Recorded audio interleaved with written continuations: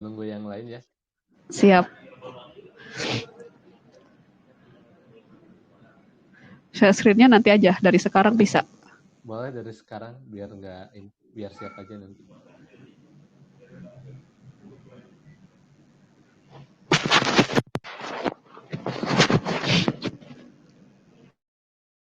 Ntar ya, screenshot dulu.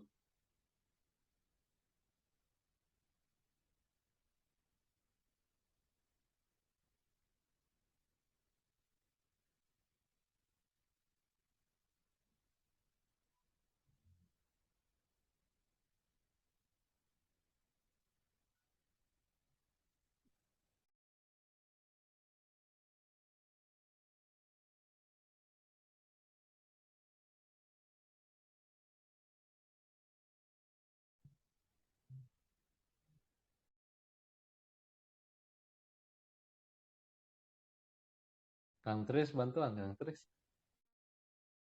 Kita ramaikan grup. Boleh, kita juga mau di screenshot boleh.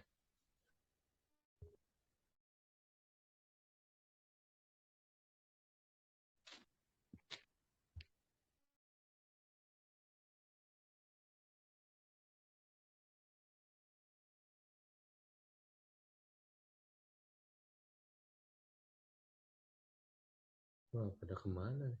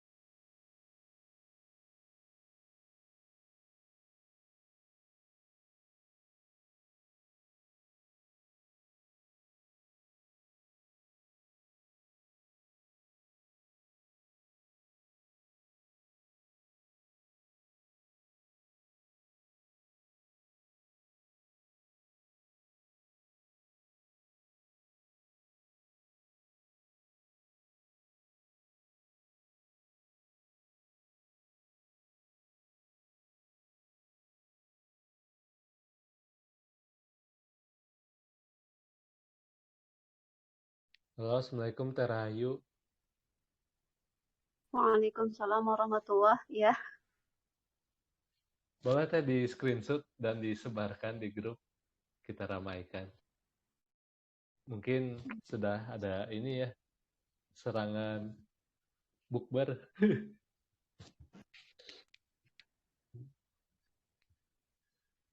Yuk, biar ramai di screenshot dan boleh dikirimkan di grupnya.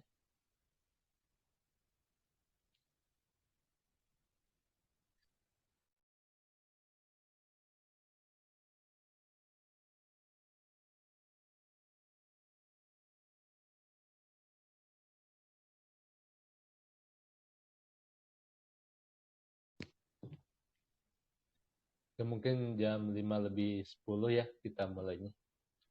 2 menit lagi.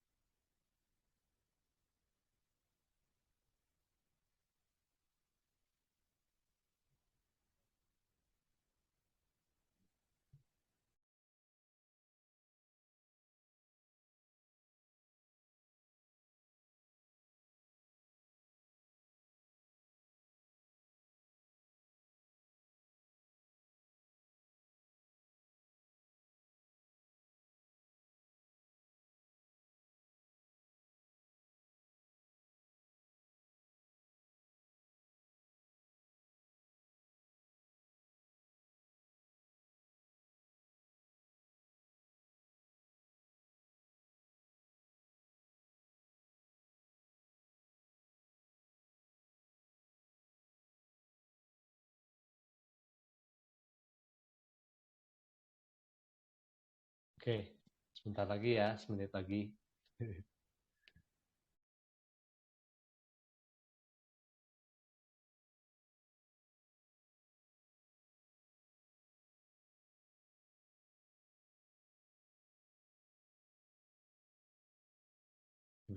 Mulai aja ya. Bismillahirrahmanirrahim. Assalamualaikum warahmatullahi wabarakatuh. Alhamdulillah wa syukurillah wa la haula wa la quwwata illa billah. Asyhadu an la ilaha illallah, asyhadu anna Muhammadan abduhu wa rasuluh. Allahumma shalli ala Muhammad dan Muhammad amma ba'd. Alhamdulillah teman-teman, sahabat Lentera, hari ini kita jumpa lagi di pembahasan atau sharing mengenai Sirah Nabawiyah secara kronologis. Yang insya Allah ini kita sharing Sirah Nabawiyahnya sampai hari ke-28. Maka dari itu teman-teman boleh diramaikan grupnya. Mangga Bu Ica boleh diajakin di sahabat Lentera di grup. Ayo atuh mulai. Kayak gitu. Mangga diajak teman-temannya untuk kita menggunakan referensi dari kitab atau buku dari Ar-Rahiq Al-Maktum karya Syekh Syafiur Rahman Abu Barakfuri dengan judul Sirah Nabawiyah Sejarah Hidup Nabi Muhammad. Mungkin untuk covernya dan penerbitnya beda-beda, nggak apa-apa. Yang penting penulisnya adalah Syekh Syafiur Rahman Al-Mubarakfuri dengan judul Ar-Rahiq Al-Maktum Sirah Nabawiyah. Seperti itu ya, sahabat Lentera, untuk pembahasan kita ke depannya insya Allah menggunakan kitab atau buku ini. Oke, Masya Allah. Oke, yuk ramaikan lagi grupnya.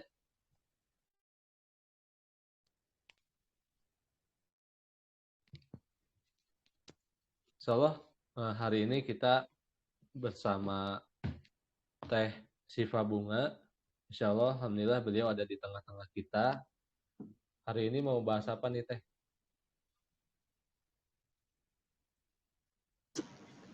Kesedihan. Pemboikotan, kesedihan pokoknya. Insya Allah. Tentunya nih mungkin kesedihan Rasulullah beda ya dengan kesedihan ya orang-orang zaman sekarang gitu ya. Betul. Ya, jadi jangan merasa paling ini paling sedih gitu ya. Ya. Seru nih, seru. Oke, teman-teman, sahabat Lentera, jangan lupa untuk dicatat ya untuk pertemuan kali ini, dicatat ilmunya, dan kemudian teman-teman boleh di-upload di sosial medianya masing-masing mengenai insight atau makna atau meaningful-nya kegiatan kita kali ini, dan di tag @lenterailmu_id. Boleh teman-teman di upload mengenai insight atau meaningful-nya dari pertemuan kali ini dengan di-upload di sosial medianya dan dicantumkan @lenterailmu_id tanpa spasi, tanpa huruf kecil semua. Seperti itu ya teman-teman. Dan insya Allah sahabat Lentera akan mendapatkan hadiah menarik yang insya Allah akan kami berikan nanti sesuai waktu yang telah ditentukan oleh panitia. Oke, itu aja sahabat Lentera. Ayo tuh ramaikan lagi. Ayo tuh, mungkin sekarang udah kurang nih. Ayo ramaikan lagi di grupnya. Masya Allah. Oke, mungkin Bangga Bu Teh Siva, waktu dan tempat dipersilahkan. Bismillahirrahmanirrahim. Jadi pokoknya hari ini tuh ngebahas soal kegalauan dan kesedihan gitu. Jadi kalau teman-teman pernah atau lagi ngerasa sedih-sedihnya, lagi ngerasa terpuruk-terpuruknya, lagi ngerasa gak tahu harus gimana, harus kemana gitu, karena rasanya masalah di sekitar tuh banyak banget gitu. Ini pas banget buat teman-teman gitu. Dan makasih untuk teman-teman yang udah datang gitu, Mbak Heti, Kak Asia, Kak Ica, Kak Wati, dan Kak Tris ya gitu. Mungkin teman-teman hadir di sini karena Allah tuh pengen ngasih tahu sesuatu, hidayah buat teman-teman nih gitu. Gimana caranya menghadapi berbagai kesedihan mungkinnya di hidup teman-teman gitu. Dan ini pas banget untuk itu gitu. Jadi kalau lihat di peta perjalanan hidup bisa lihat ya kayak gitu. Pertama saya perkenalkan diri dulu, nama saya Syifa Bunga Wulandari, alumni Akademisi Roh Angkatan 2. Sekarang sebenarnya lagi fokus konten kreator sih saya tuh, bukan kayak ustazah yang ilmunya luar biasa ya. Jadi saya di sini cuma mungkin berbagi dan sharing cerita-cerita aja gitu. Gimana sih kita mengambil hikmah dari kehidupan Rasulullah gitu. Bagi teman-teman yang bisa lihat HP-nya, mungkin ini kecil banget ya kayaknya ya.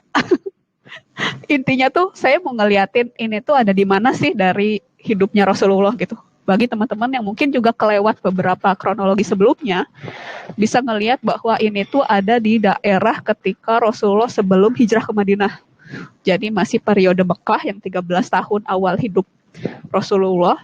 Dan ini ada di antara tahapan kedua dakwah terang-terangan dan tahap ketiga dakwah di luar kota Mekah gitu.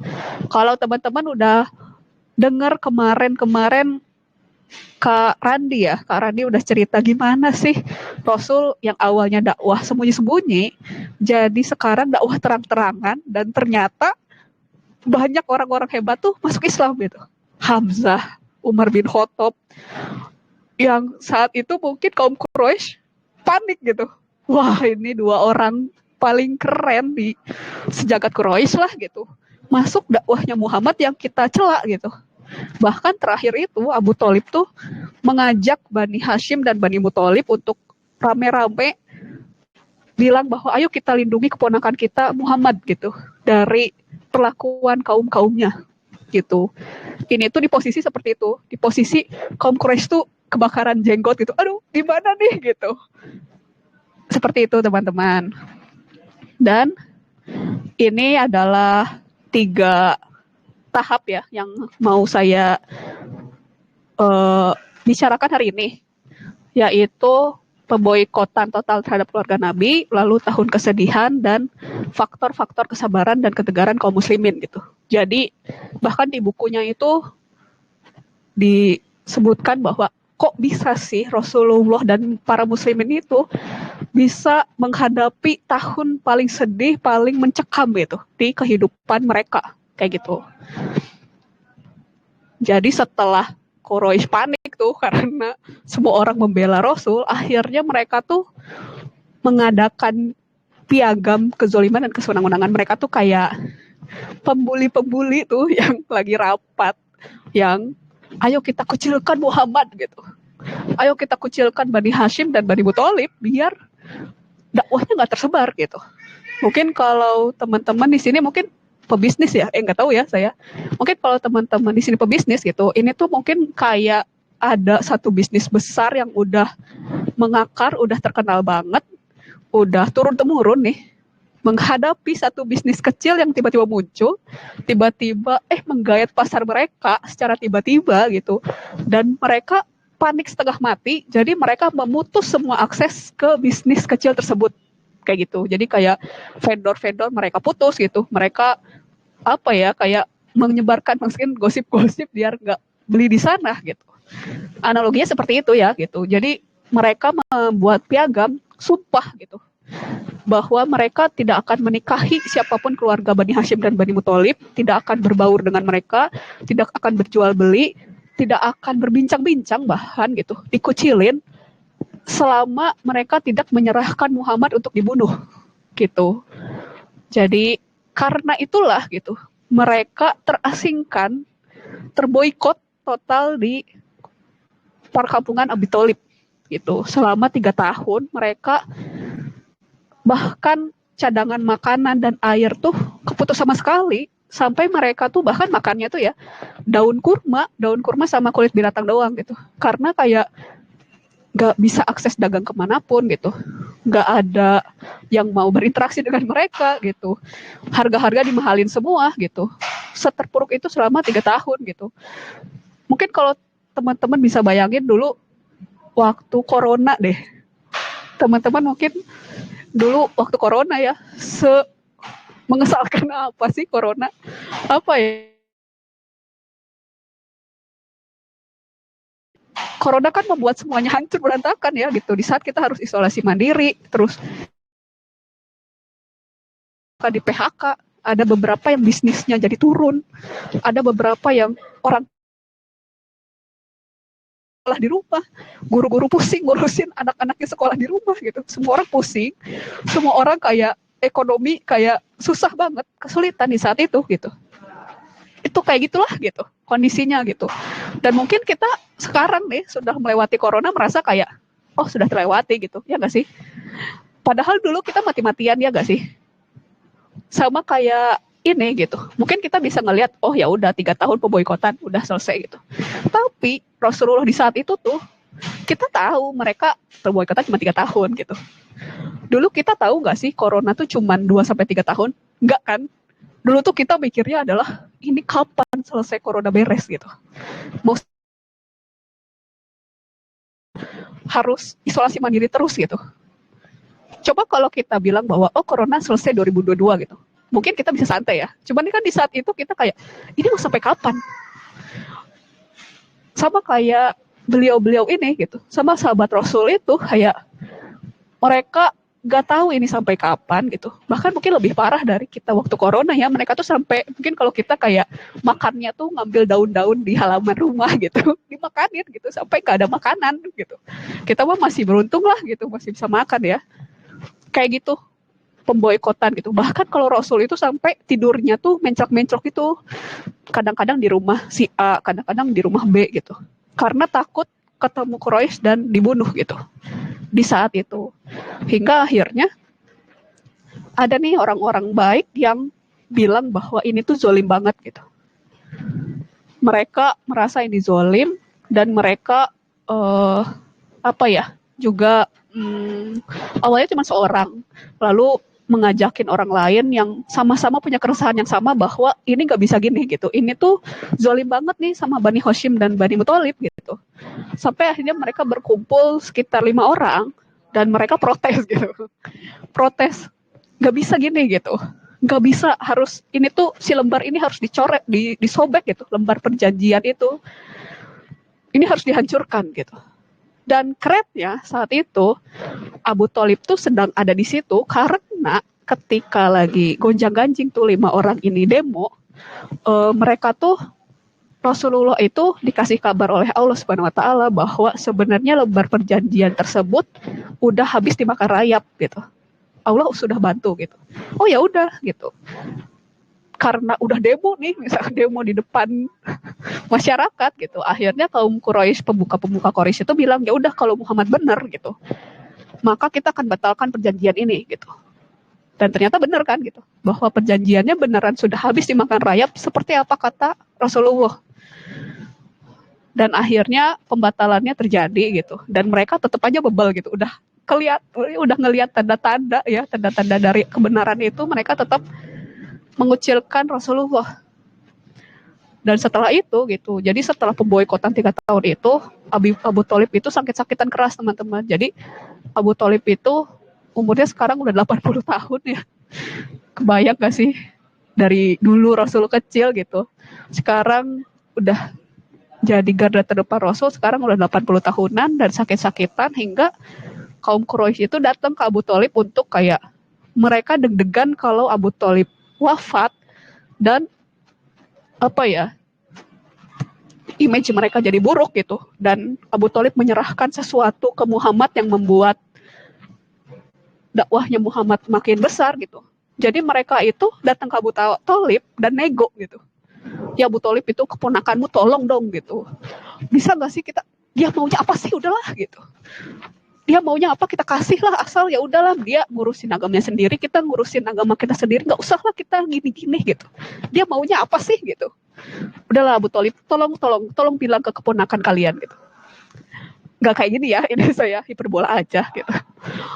Dan Abu Thalib tuh bilang ke Rasul, dan Rasul tuh kayak bilang, maukah kamu aku kasih tahu satu kalimat yang bisa menguasai seluruh bangsa Arab, bahkan orang-orang asing itu bertekuk lutut di antara kalian gitu, kata Rasul. Wah, apaan gitu, apalagi nih gitu. Yaitu adalah kalimat la ilaha illallah gitu. Jadi Rasul kayak menolak gitu, teguh dengan pendiriannya, dan ya udah mereka bubar gitu setelah itu. Dan 6 bulan setelah pemboikotan itu, Abu Thalib wafat. Beliau kan udah sakit-sakitan. Abu Thalib wafat. 2 bulan setelahnya Khadijah wafat juga. Wah, kebayang gak sih, maksudnya Abu Thalib itu kan yang kita udah sering dengar ya dari sejarah Rasul tuh, kita pasti tahu kalau Abu Thalib itu dulu yang ngurusin Rasul kecil setelah kakeknya Rasul wafat. Abu Thalib yang ngajak Rasul ke itu loh, ke apa sih namanya, yang berdagang ke Syam, terus ketemu pendeta itu, Abu Thalib yang dulu yang selalu ngebela-belain Rasul, yang udah jadi sosok bapak, sosok orang tua buat Rasulullah. Dan beliau wafat. 2 bulan setelahnya istri beliau juga wafat.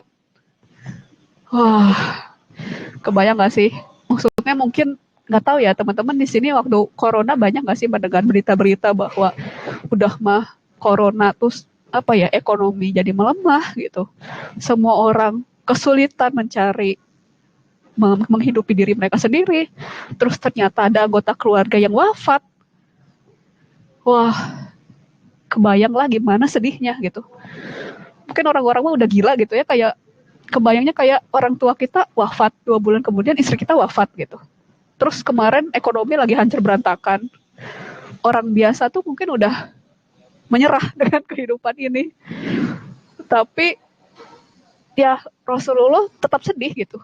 Sedih itu tetap ada gitu. Sampai kayak ketika Khadijah wafat, di bukunya tuh bahkan Rasul tuh bilang bahwa Khadijah itu gitu. Khadijah itu telah beriman kepadaku saat manusia tidak ada yang beriman. Dia membenarkanku saat manusia mendustakan, dan dia mengeluarkan hartanya untukku saat manusia tidak mau memberikannya. Allah mengaruniaku anak darinya, sementara tidak dikaruniakan padaku dari selainnya. Itu Khadijah.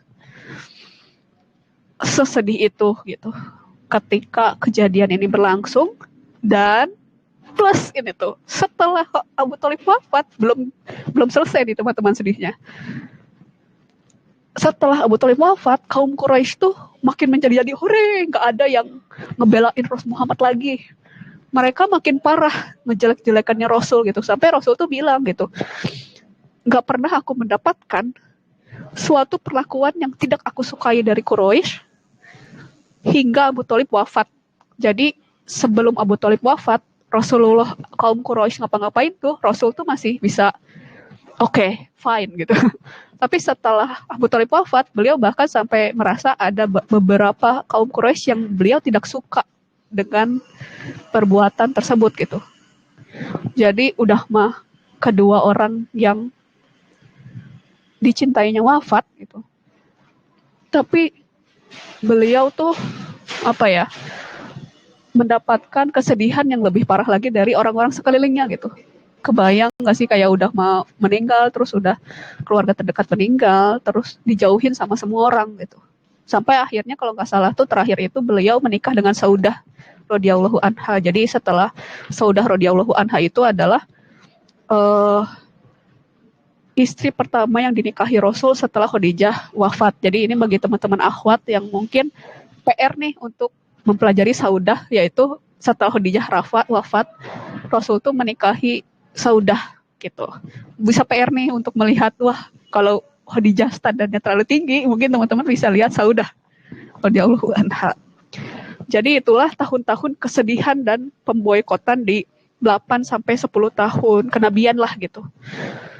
Dan di buku Ar-Rahiq Al-Maktum ini disebutkan sebenarnya apa sih yang membuat Rasul dan para kaum muslimin itu tetap sabar dan tegar. Meskipun tadi gitu kan sangat sedih sekali gitu. Kalau kita mah mungkin bisnis gak lancar gitu, ternyata diboikot sama orang-orang lain bisnis kita, terus ternyata keluarga terdekat kita wafat. Udah sih. Tapi ternyata Rasulullah tidak berhenti sampai situ gitu. Bahkan kalau tadi lihat peta, itu tuh masih di awal perjuangan Rasul gitu. Lalu apa sih yang membuat sabar dan tegar gitu? Dan mungkin ini juga bisa teman-teman apa ya, cari hidayahnya ketika teman-teman lagi ngerasa nggak punya siapa-siapa, lagi ngerasa banyak masalah di hidupnya gitu. Jadi kalau di buku ini ada 6 saya bagi dua sih. Yang satu itu masalah hati ya, masalah internal. Yang kedua itu masalah eksternal gitu. Faktor internal dan faktor eksternal. Faktor eksternalnya apa sih? Yang pertama adalah kepemimpinan Rasulullah. Yang kedua itu Al-Quran. Yang ketiga adalah berita kemenangan. Sedangkan faktor internalnya adalah keimanan kepada Allah, iman kepada akhirat, dan rasa tanggung jawab. Jadi ada dua. Yang pertama eksternal, yang kedua internal. Yang eksternal adalah kepemimpinan, berita gembira, dan Al-Quran gitu. Gimana ada sosok Rasulullah, pemimpin yang karismatik, yang membuat sahabat-sahabatnya itu mau mati-matian membela Rasul gitu. Jadi karakter Rasulullah jugalah yang membuat orang-orang kuat gitu. Karakter Rasulullah yang bisa dipercaya gitu, yang sangat lemah lembut, yang yang karismatik lah gitu. Sampai kalau teman-teman pernah dengar cerita salah satu sahabat yang dipukulin mati-matian sama kaum Quraisy, sampai kayak mukanya udah agak berbentuk gitu, karena ngikutin Muhammad gitu. Sampai kritis banget nih sahabat Rasul ini, dibawa tuh dipopong. Pas beliau udah siuman nih, beliau yang pertama kali beliau tanyakan adalah Rasulullah di mana gitu. Atulah gitu, kamu tuh lagi butuh pertolongan darurat. Kamu tuh mestinya masuk IGD. Udah berdarah-darah itu muka udah gak karuan, tapi pertama yang beliau tanyakan adalah Rasulullah di mana gitu. Sampai ibunya datang juga beliau tetap kekeh gitu. Kalau saya perlu melihat Rasulullah dulu baru saya mau makan. Akhirnya kayak udah ayo kita lihat Rasulullah apakah aman atau enggak. Sampai hanya dia itu sampai dibopong gitu. Masih pokoknya hancur baur mukanya, dibawa ke rumah Arkom dan melihat bahwa nih Rasulullah masih aman. Oke, saya bisa tenang gitu. Itu kan bisa kayak gitu adalah salah satunya adalah karismanya Rasul. Karisma Rasul, kepercayaannya, sifat-sifat Rasul gitu. Yang mungkin bisa teman-teman terapkin juga gitu. Ketika teman-teman mungkin jadi bisnis atau kepala keluarga atau apapun itu, peran teman-teman gitu, peran sahabat-sahabat Lentera di sini, mari kita memperlihatkan kepemimpinan yang sifat-sifat Rasul yang membuat orang-orang tuh bisa percaya gitu. Kepemimpinan Rasul yang begitu tegas kepada kaum Quraisy, tapi juga beliau lemah lembut di hadapan istrinya gitu. Gimana Rasulullah tuh bisa, kata-katanya tuh bisa tegas tapi lembut gitu ya, dipercaya semua orang. Tapi ketika di istrinya beliau bisa mengeluarkan unek-uneknya juga di depan istrinya gitu. Ketika pulang ke Khadijah kan bilang kayak selimuti aku gitu. Sampai seromantis itu. Dan tapi juga ketika berhadapan dengan kaumnya beliau jadi pemimpin yang luar biasa. Gitu. Itu yang pertama. Yang kedua adalah gimana ayat-ayat Al-Quran itu membuat mereka teguh gitu. Ayat-ayat Al-Quran itu membuat solusi permasalahan tuh hilang gitu. Kalau teman-teman pernah dengar salah satu ayat yang bilang bahwa sebenarnya Al-Quran itu penyembuh hati. Al-Quran itu solusi dari semua masalah. Kalau teman-teman lagi sedih, lagi menghadapi masalah gitu, coba deh buka Al-Quran gitu.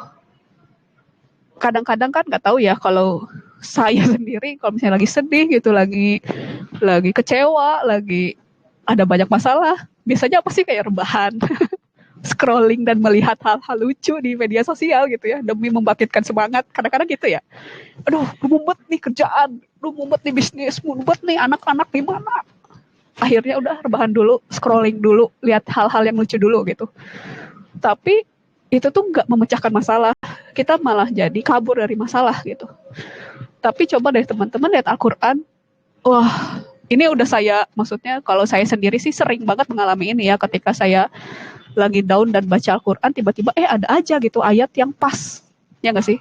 Ayat yang membuat aku tuh bukan buat makin lari dari masalah, bukannya makin nggak mau, susah gitu, tapi jadi memantapkan diri sendiri untuk lebih maju.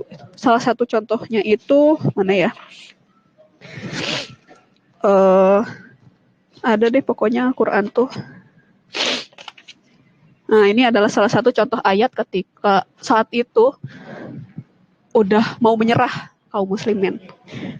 Al-Ankabut ayat 29, Al-Ankabut surat ke-29 ayat 2 sampai 3. Mungkin teman-teman bisa buka bahwa isi ayatnya adalah, apakah manusia itu mengira bahwa mereka dibiarkan saja mengatakan kami telah beriman, sedang mereka tidak diuji lagi.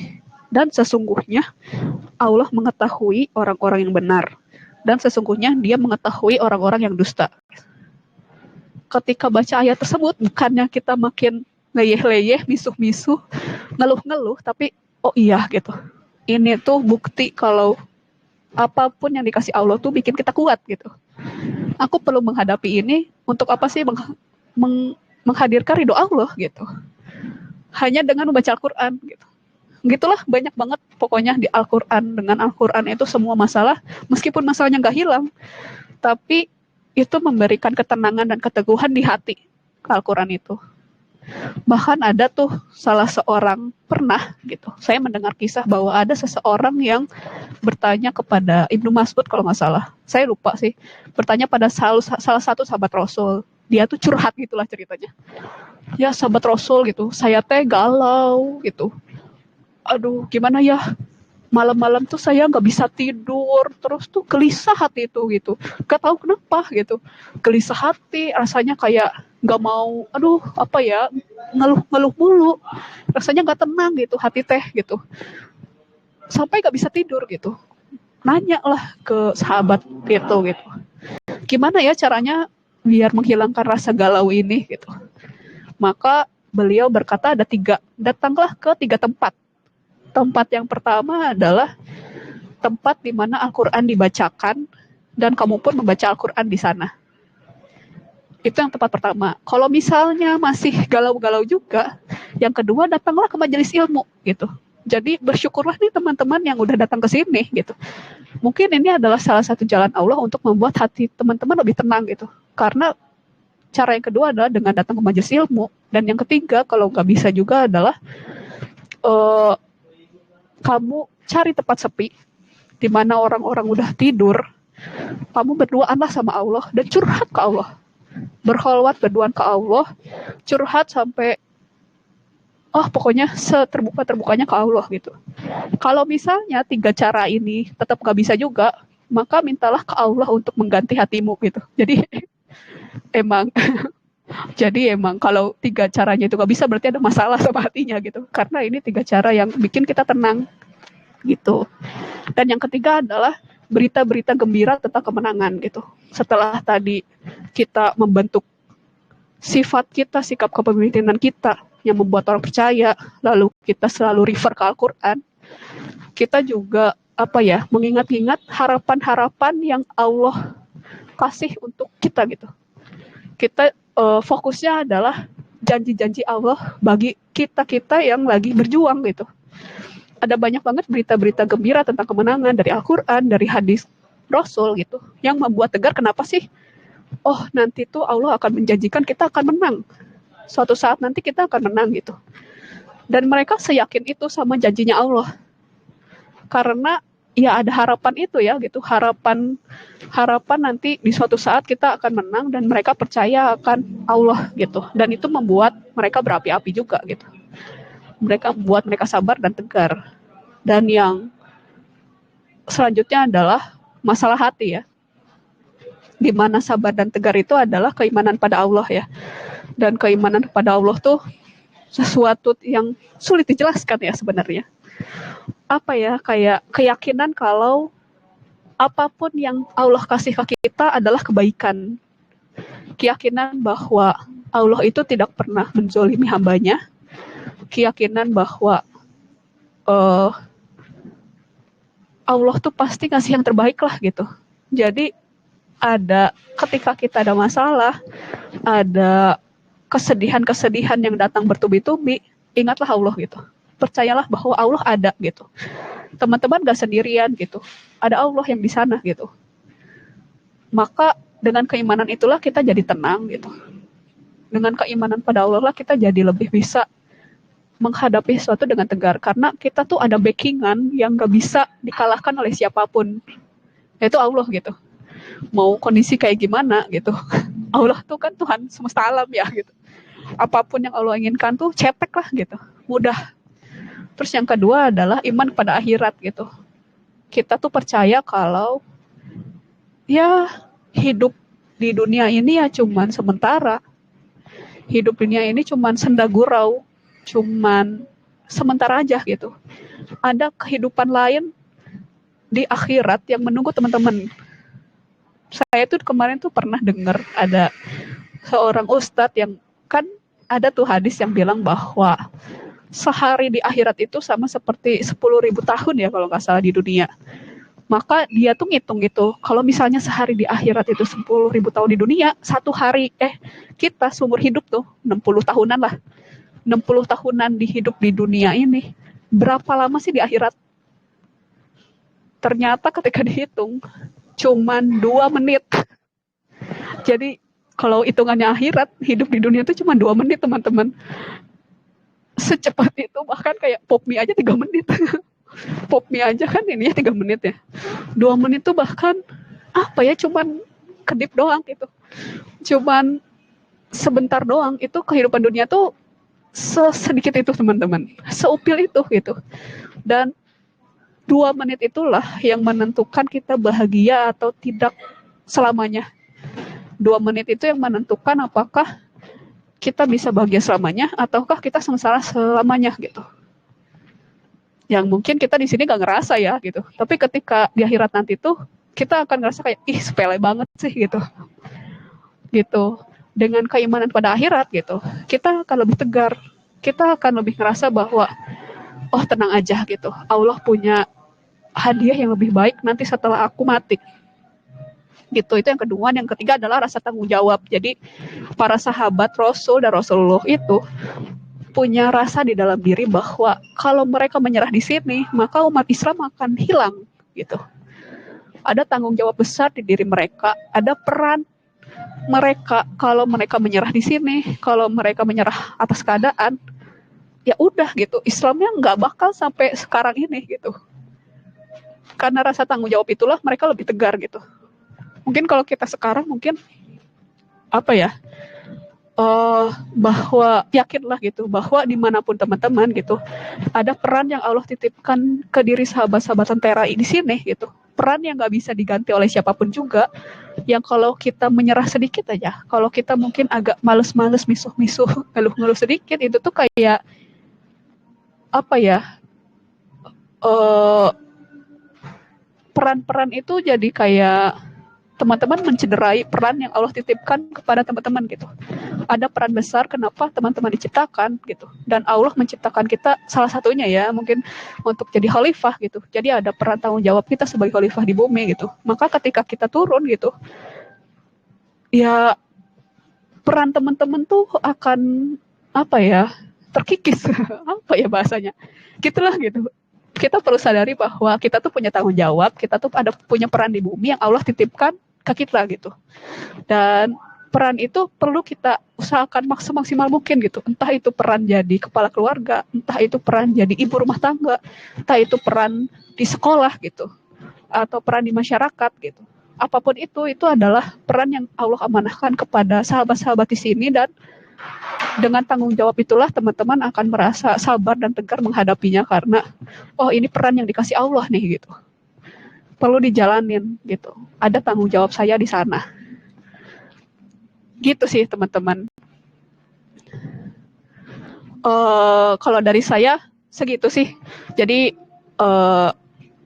setelah tadi itu pembahasan kita adalah pemboikotan, tahun kesedihan, dan gimana ketegaran dan kesabaran Muslim menghadapi semuanya.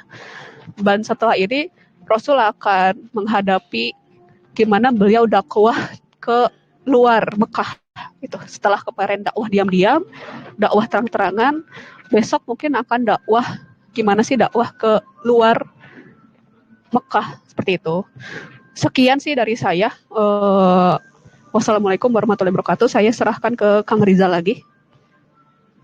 Insyaallah jazakillah khair Teh Sifa yang sudah sharing mengenai Sirah Nabawiyah ya. Insyaallah tadi mungkin sedikit apa ya, tercubit ya atau apa ya, tersentil lah, dimana ternyata memang ujian yang kita hadapi saat ini tidak tidak ada apa-apanya gitu ya dibanding ujiannya Rasulullah, di mana Rasulullah mengalami tahun kesedihan dan kehilangan, ya, tahun kesedihan yang dimana kehilangan orang-orang yang tercinta gitu. Oke, sahabat Tentera, mungkin itu saja untuk pertemuan kita kali ini. Masya Allah, jazakillah khair kepada Teh Syifa yang sudah sharing, dan terima kasih juga kepada teman-teman yang sudah hadir hari ini. Semoga kita bareng-bareng nih ya untuk menambah ilmunya tentang Sirah Nabawiyah. Oke, teman-teman jangan lupa untuk di-share di sosial medianya mengenai kegiatan kali ini, dan teman-teman boleh tuh dicantumkan quotes, insight, atau apa ya, kata-kata yang bikin teman-teman tuh ngena banget gitu ke teman-teman. Tuh teman-teman, nanti setelah itu teman-teman bisa di tag @lentera-ilmu-id, @lentera-ilmu-id. Nanti teman-teman sahabat Lentera yang insya Allah nanti kita akan beri hadiah bagi teman-teman yang beruntung tentunya. Oke, jangan lupa besok insya Allah kita bakal bahas Sirah Nabawiyah lagi. Ditunggu informasinya, jangan lupa besok jam 5 ya teman-teman sahabat Lentera. Oke, terima kasih. Ngabuburit insya Allah ya, besok kita bakal ngabuburit lagi, ngabuburit berkah dengan belajar Sirah Nabawiyah. Terima kasih teman-teman semuanya. Wassalamualaikum warahmatullahi wabarakatuh.